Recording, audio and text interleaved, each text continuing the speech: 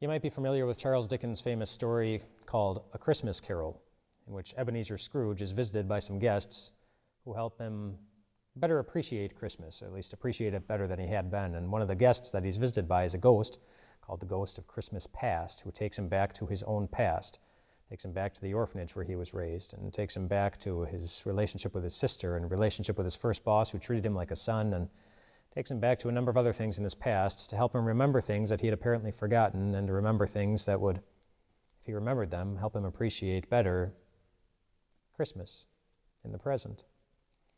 Well, in the first couple chapters of the book of Deuteronomy, Moses does something similar for the Israelites. As they're about to enter into the land that God promised them, he pauses and he takes them back to the past. He recounts for them a number of things from their past so that they would remember things that would help them better appreciate the present and be better equipped for the future that was ahead of them. And one of the things right off the bat that jumped out at me when he takes them back to the past was in verse 8 of chapter 1, where he tells them to go in and take possession of the land that the Lord swore that he will give to your forefathers, to Abraham, to Isaac, and to Jacob. What jumped out at me was Abraham.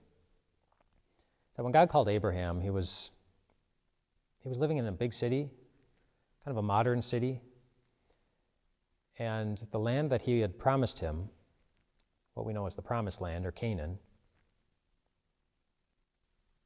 the best house he ever had when he was living in it was a tent. And he was surrounded by nothing. And he wasn't there for very long. And it was hard. It was a hard way of life. It was kind of downgraded, going from where he was to the land that God promised him. And the reason I bring that up is because I think in many ways, many of us are expecting the same thing this Christmas. We're expecting to downgrade a little bit compared to what we've had in the past. We won't be surrounded by as many family or friends. We won't laugh as much. We won't play as many games or eat as many snacks, it's maybe good or bad, depending on how you look at it.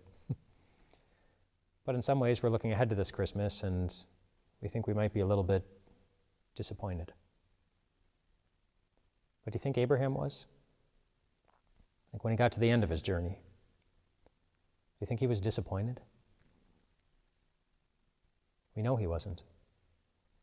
In the book of Hebrews, it talks about Abraham, and it says that, even when Abraham died, he didn't receive all the good things that God had promised him, because the good things that he had promised him were really waiting for him in heaven, which means that when he died, he was living by faith.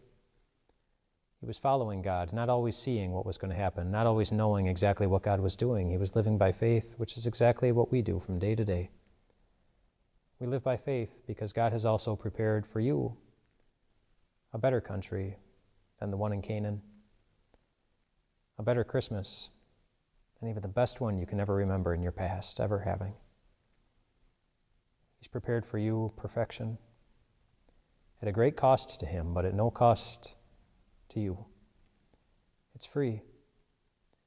On earth, we sometimes feel like we have to downgrade our experiences, but really everything on earth is downgraded compared to what we'll experience in heaven. But just as Abraham was not disappointed in the end, neither will you be.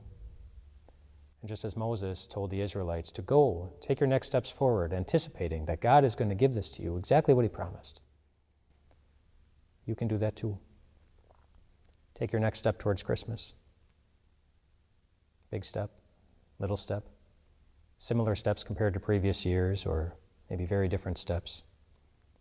But just knowing that God's not going to disappoint you in the end. He's just not. He doesn't even know how to do that for his children.